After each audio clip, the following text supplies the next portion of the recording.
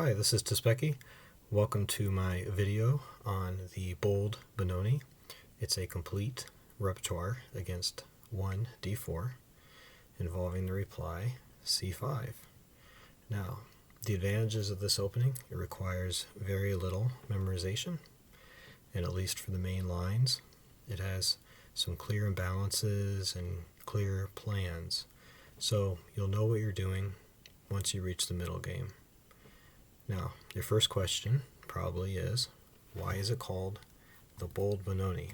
Or why did I call it that? Well, if you look over here on Lichess or most software or websites, they'll call this the Old Benoni. Now, nobody wants to play an opening called the Old Benoni. So the first thought that came to mind is to call it the Bold Benoni. But I think that's actually a pretty good name for it, because what could be bolder against d4, a move which seeks to establish a strong pawn in the opening right here in the center and immediately challenges it with the pawn on c5.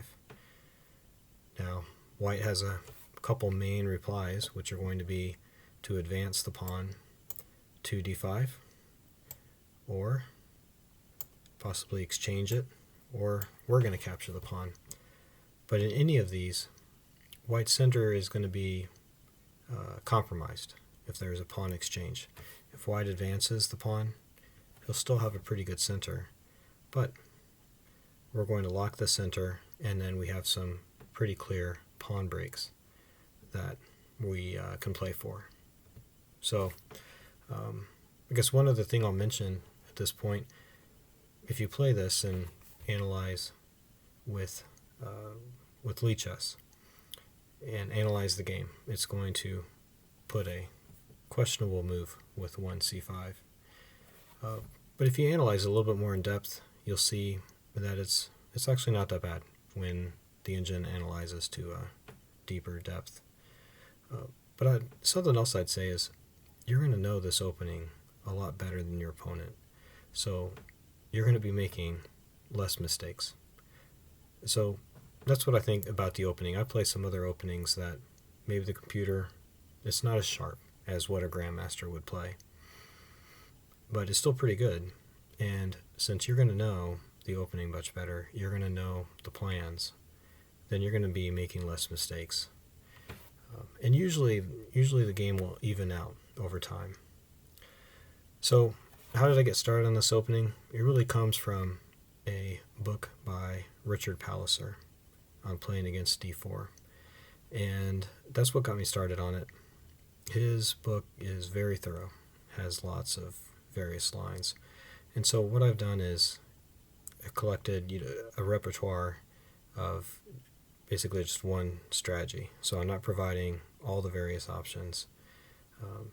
I think in some parts I've kind of simplified or chosen some of the lines here. So if you'd like to look more in depth at the opening and look at some sample games, you can do that in Palliser's book. So, well, let's get started. I'm going to go with kind of like the main line, and we're going to be looking here at the opening database also. But this line, it might not necessarily be the most popular, but it's the one that most easily illustrates the main ideas, what we're going to try to do in this opening. So we see here are the main ideas, or main moves. There are some variations, which we'll cover later. But this is the most often popular approach by white. And one thing I'll mention here is there's kind of two main plans for white at this juncture.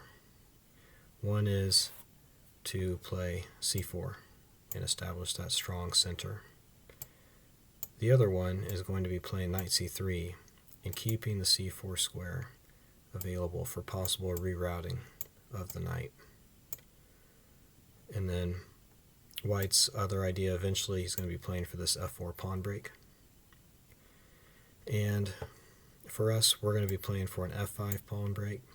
Sometimes we'll play for b5, but that's how we're going to, once we're ready, we're going to get out of our shell and try to open up the position on the wings after we've locked up the center. So first we'll go with knight c3, which is the most popular move, as you can see down here.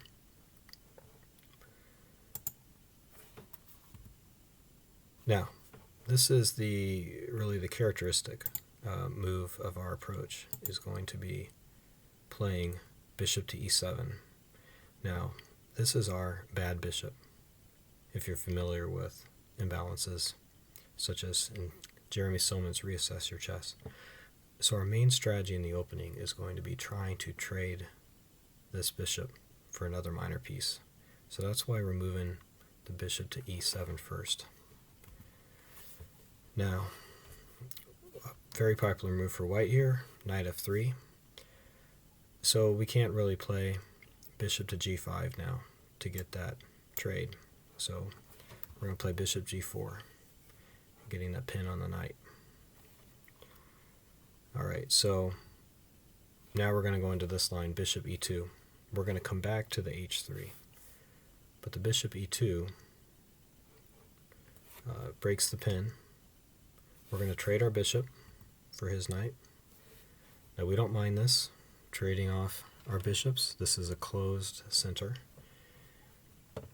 And we're also going to be doing some more maneuvering, so it's not going to be an open position. Our knights are going to like it. Now we can play bishop g5. And so that's our idea here. We're going to be trading the dark bishops, and then we're going to try to play f5. So let's look at kind of a sample game here. Knight h6.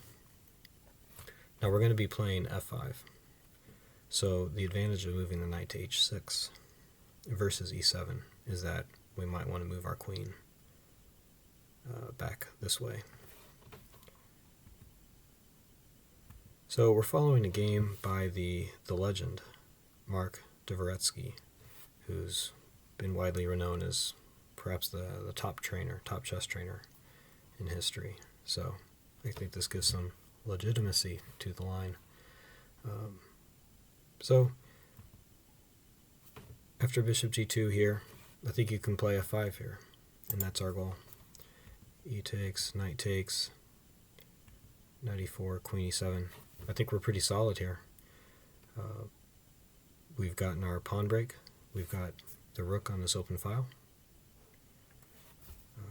Our knight is in a good position. It's also helping to protect this pawn here. So this is pretty much what we're aiming for out of the opening. Very solid. And we got here with the general plan of trading off the dark squared bishop and playing f5. That's been our main plan, our main strategy. So now let's back up to this 6h3 line. There's just one line that we need to memorize deep, but that's not bad. A lot of openings you play, if you want to play them well, you're going to have to memorize some lines pretty deep, but this one is really the only one. And here's the idea. We're going to do the bishop g5, trade off those dark squared bishops. Now he's going to play knight b5. He's going to try to take advantage of, we don't have any protection on that d6 square. Now we have to play queen d8. If we play queen e7, then he has queen g4. And he's threatening two things. He's threatening queen g7 and queen c8 check.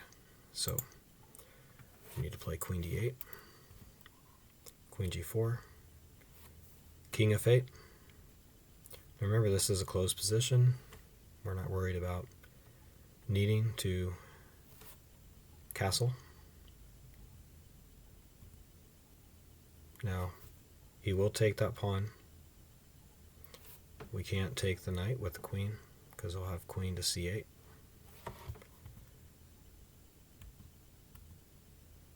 Trade queens over here.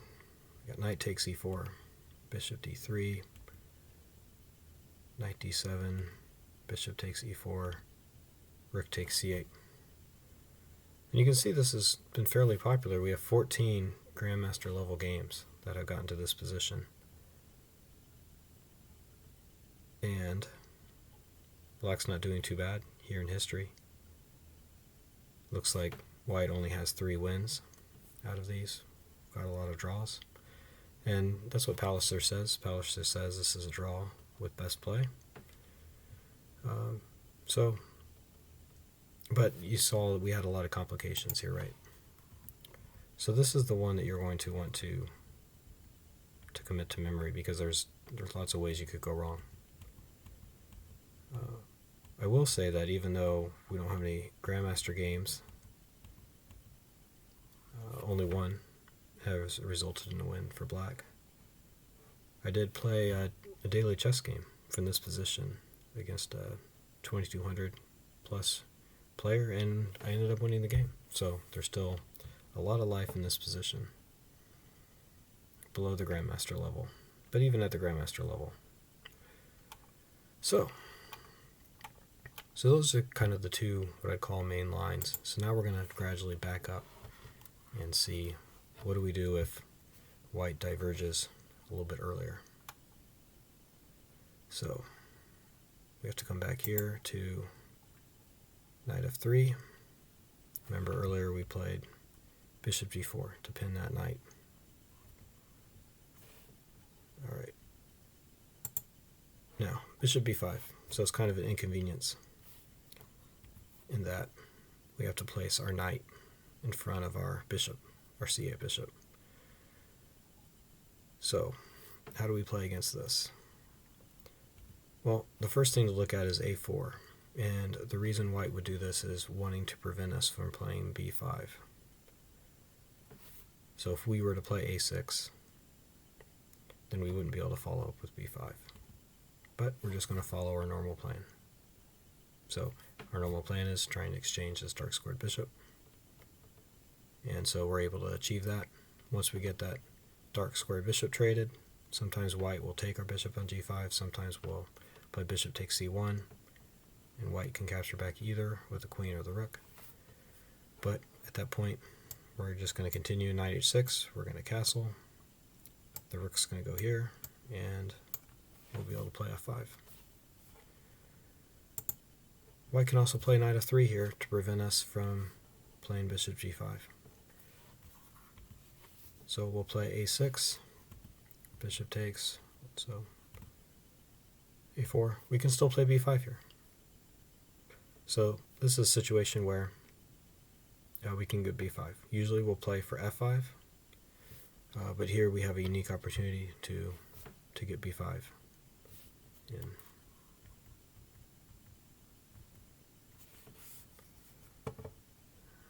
So let's back up to f4. This is another popular move. So back up and change to the Lead Chess database. And you'll see I just selected medium range games, Blitz, Rapid, and Classical. The reason I look at this, and one of the unique advantages of looking at the Lead Chess database, is that you can see what types of moves are going to be played against you. So we might use a Grandmaster database to look at the best moves, or we might use a engine to look at what the best moves are. But if we want to prepare our repertoire, we want to see what are the moves we're most likely to face, at least in the beginning. Later we can branch out, study the opening more in depth, and look at some other moves. But right now we want to be prepared. What are the most popular moves we're going to face? So you can see here, a4 and knight f3 are going to be the main ones. But I want to highlight f4. It's a little bit unique. It's pretty rare, but White has had pretty good success with it. So let's take a look. We're going to take on f4, play bishop takes f4. Now, here we're actually going to play knight f6. Now, one reason is we need to get castled, because otherwise White is threatening to play e5. But here I have this line to show you why e5 isn't good for white. This is the potential thing that white can do if we play otherwise. If we play with the 7a6,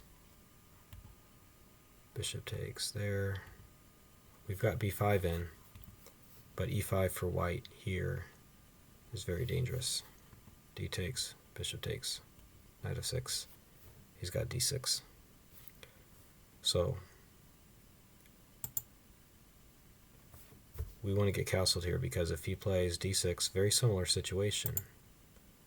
We've got knight g4, threatening that bishop, and then he has to move the bishop back to g3, and then we can play bishop f6, and his king is still stuck in the center. So black actually has a decent size advantage in this particular position. So coming back here, we're going to play knight f6 here, and then we've got kind of a simple Benoni type strategy where we're going to be castling, and here we're not going to be, because he's already played f4, we've done this exchange.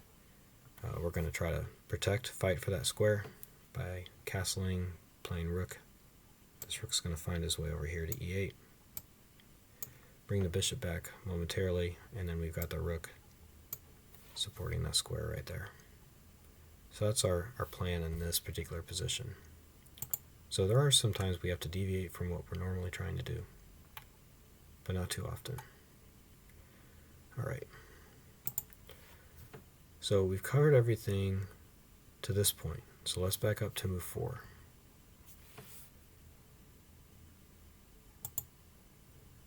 Now looking here at the database, we can see knight c3 is the most popular, but c4 is the second most popular.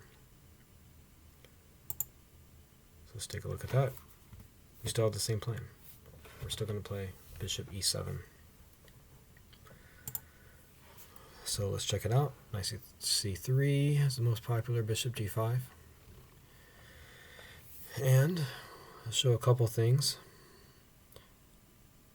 Bishop g5 might be the most challenging. We're going to be taken back with the queen, obviously. Knight of 3. Here the queen can go to e7. Remember that main line that we go 15 moves deep? We had to go queen d8. But that's just the circumstances then. We'd prefer queen e7. And I'll show you here, Dvoretsky has played this one as well. Right there against Sasonko. Okay. And then,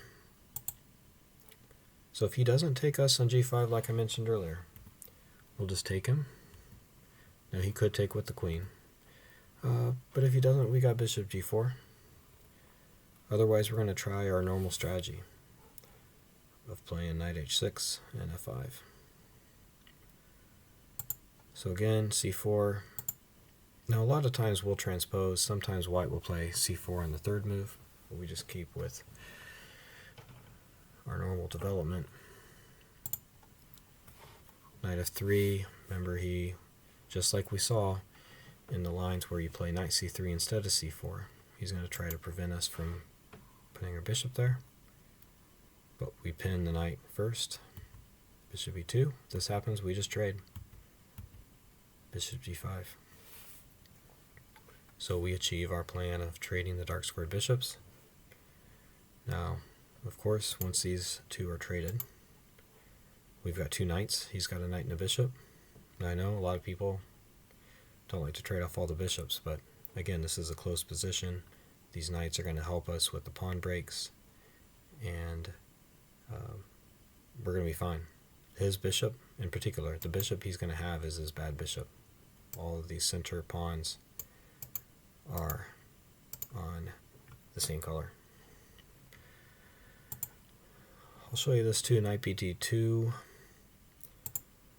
This is kind of one of the irritating lines, right? We're not able to completely achieve what we want, changing off the dark squared bishops. He's going to get out of the pin, but we're going to challenge him back so he can't take here. I'll move his queen back. Alright, so bishop takes d2 with check, then b6. So, right, we were not able to exchange the dark squared bishops, but at least we got our bad bishop exchanged for a knight. His knight is going to be pretty good in this closed position, but we got it traded off. b6 is necessary to protect this pawn. But we're perfectly fine. We can play f5 right away. We can play knight e7 and then f5. So, even though we weren't able to exchange off his dark squared bishop, we're still going to be able to play f5 the way we want to as part of our plan. Alright, so let's go on to here. Bishop b5 is another popular fourth move. We do not want to exchange his bad bishop for our good bishop, so we're going to be blocking here with knight d7. Now, a4, bishop e7. Now we're going to try, we always try to develop the bishop here with the goal of exchanging it on g5. Now we can't do that. And remember, what do we like to do if he plays knight f3? We like to play bishop g4, but we can't do that now. So this is kind of the most annoying line, I would say. But that's okay. We can kind of go to plan B. And this is more of the traditional way of playing, where black will develop the knight to f6 before the bishop to e7. So the bishop to e7 is kind of my improvement. Okay, so remember we're going to be maneuvering because we have a closed position. And so there's a couple ideas here. One is the traditional way of playing this is with a g6, a knight g7. So you're fianchettoing the knight, but you're going to be playing f5. You've got the knight supporting f5. You've got this pawn is going to be supporting f5. So that is a possible plan to kind of keep in the back of your mind. You might find yourself in a position where that's useful. Actually, here we can play knight c7. And we've got a variety of things. We're not going to be able to play f5 right away. Obviously, we don't have enough support. He's got this bishop supporting. But we can do a variety of things. We can move this knight over here, g6, move the knight here, so on. You can see, at least here, rook b8 has been played a couple times. So you got possibilities, but this is a level position, and that's really our goal, right, as black. We want to not have to memorize too much, as I stated earlier, but we want to get into a solid position where we have some ideas and some plans, and the position's approximately level. So let's go back over to these fourth moves. There's a variety of different ones, as you can see here. You know, if you back up to the moment we play d6, or even after we play, see d6 has 27,000 games in this database. And you can see they're all pretty much split. This one's going to come up about 1/3 of the time. c4 is a little bit less than 1/3 of the time. You're going to be seeing some bishop b5s. Let's go to knight f3 and then f4, because I have a couple things to point out there. Knight f3, we're kind of doing our normal thing, right? This looks familiar. Knight f3 prevents us from doing the bishop g5, so we pin and trade. Bishop e7. Now, this might look familiar because this could transpose to the main line if he plays knight to c3. And that's fine. We've got that one memorized. We're still going to play bishop g5. He'll take. He'll play knight b5. And we've got to return the queen to d8. We've memorized that already. The early f4 on the fourth move, this is going to change because we have an opportunity.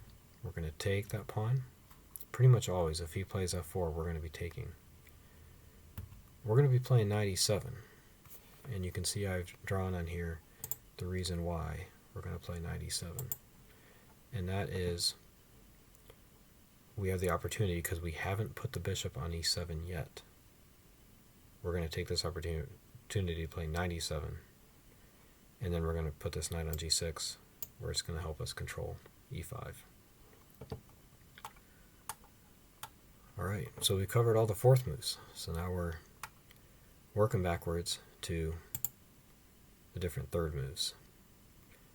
So you can see here, after e5, let's see how many games we had after e5. About 100,000 games right there after e5.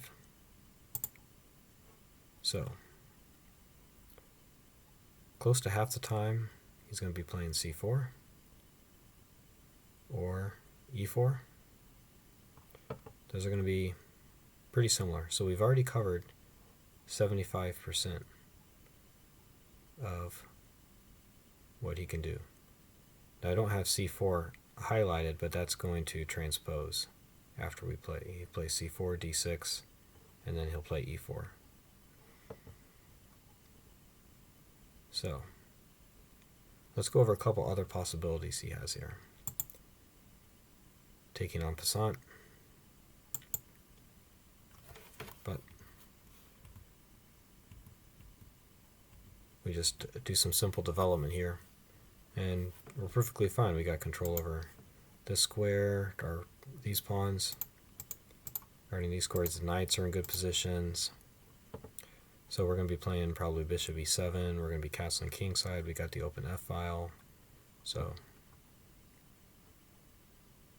solid position there. If you play something like g6, g3, we're going to be playing this way. We're going to get this f5. He's kind of neglected trying to maintain control of the center, and we get our f5 move in. So not too much to worry about on the third move. So let's come back here to the second move. You can see we have about 1 million games in here where black plays c5. So about half the time your opponent's going to be playing d5, and so we've covered that. But you can see there's a variety of other second moves he can make. So we'll have to take a look.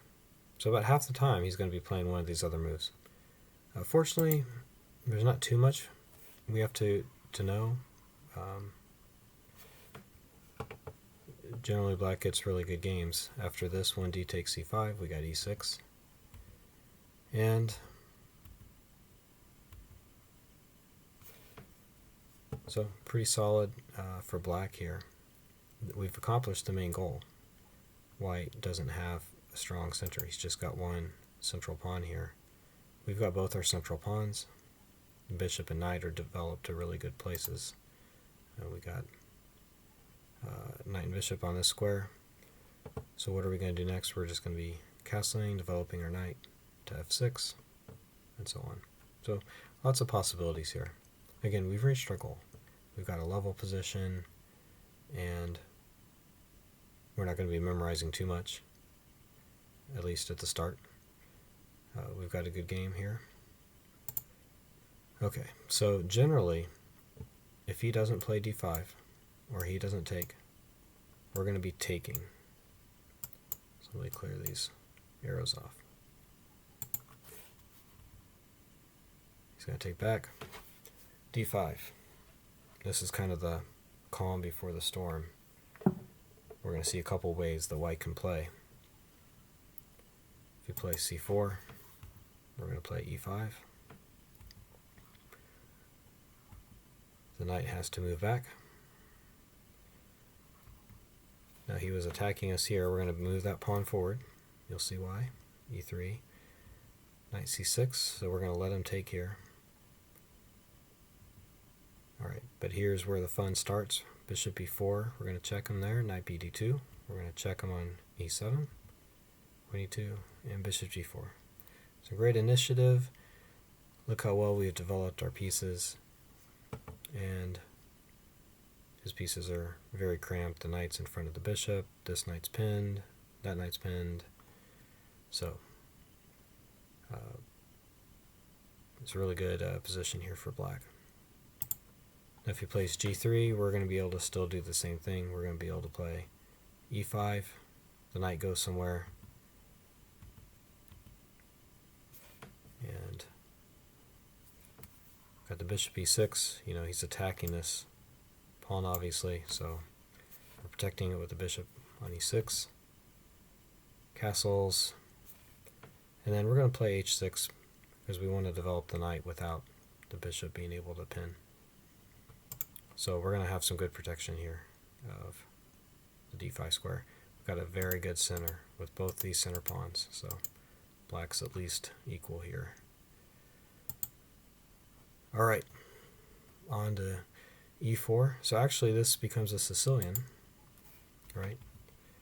But we have an opportunity here where it's going to be a little bit different than a normal Sicilian because we haven't played any of the typical Sicilian moves so far, right?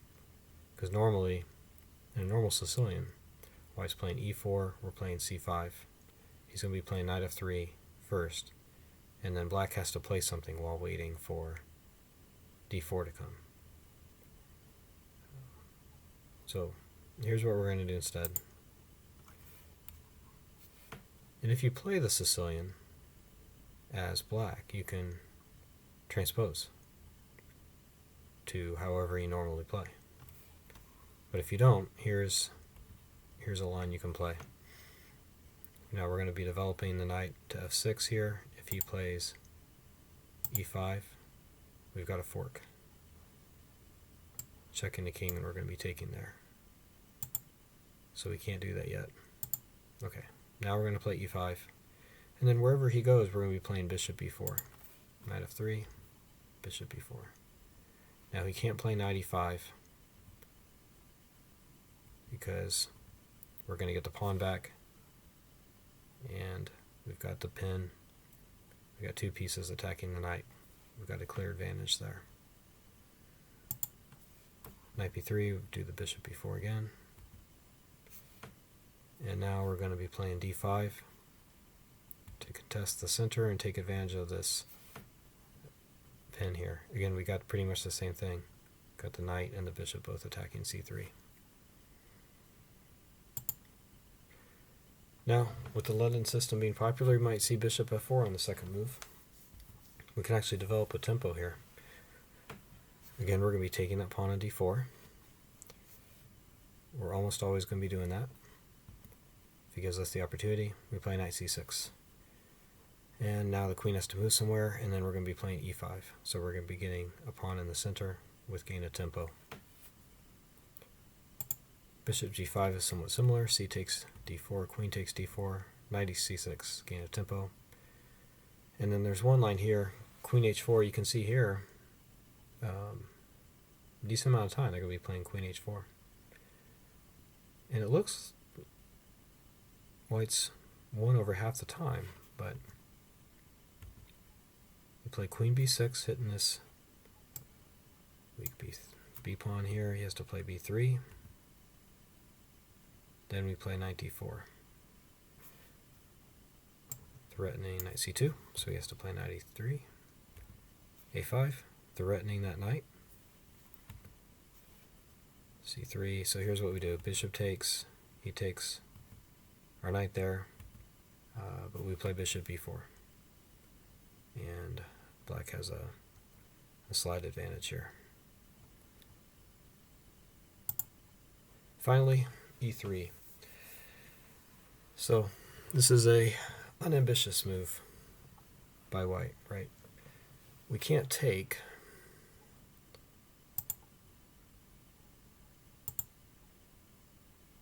well, we can. In general, we don't want to take because he'll be able to get that pawn on d4. Right, that's exactly what we're trying to avoid. We don't want his pawn to stay on d4. But I will note this, if you're a Caro-Kann player, you can transpose to the exchange Caro-Kann this way. So that's one option for you. Otherwise, I don't have a particular recommendation. It's kind of out of scope for the Bold Benoni. The Benoni is meant to be bold, and if white decides a very conservative approach by playing e3 or c3 on the second move, then he's doing what he's doing. I wanted to show one line because it's kind of interesting. And what Palliser advocates in general is fianchettoing the queenside bishop, maybe fianchettoing also the other bishop as well. Kind of something uncommon. So not too many people will play 2e3 if they're playing a collie. They're going to be playing 2e3. They're going to be maybe playing c3 or b3. So it's pretty rare. You might want to prepare something for it, but if he plays 2e3, we're already kind of equalizing, right? And that's our goal, to try to get an equal game without having to memorize too much. But you can certainly come up with something that you want to play. I'm just going to show you this line. And here he's moving his knight in front of his bishop, which might not seem like a big deal, but here's what we can do. C takes, E takes. Then we're going to be playing knight d5, which is threatening this pawn.